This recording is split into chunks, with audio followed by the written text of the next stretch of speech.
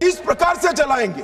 Table पर नाचते हैं। मैं समझ रहा हूं सब, किसी के एडवाइजर एक्टिविस्ट हो सकते हैं, किसी के एडवाइजर आंदोलनकारी हो सकते हैं, मगर आंदोलन और एक्टिविस्ट को सदन में सदन के नियमों के अनुसार ही चलना पड़ेगा, क्योंकि यहां पर नियम बनाए गए।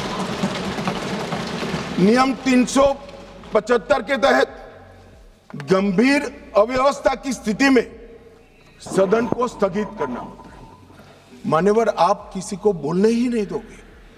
कितने भी बड़े महत्वपूर्ण मुद्दे हो, खड़े होकर आप विरोध करते रहोगे और प्रधानमंत्री जी की चेयर तक सारे महिला सांसद एकत्रित होकर आ जाएंगे। ये मैं नहीं मानता किसी भी प्रकार से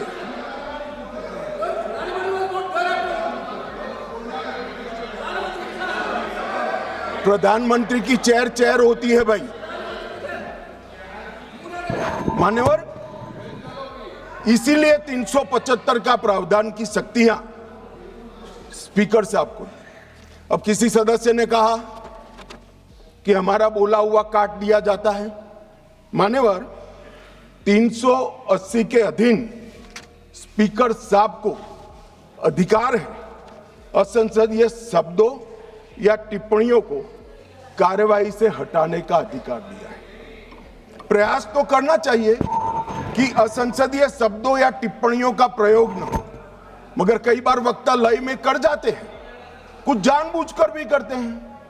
मगर लय में की हुई असंसदीय टिप्पणियां संसद के इतिहास में रखनी चाहिए क्या? कोई नहीं कहेगा रखनी चाहिए।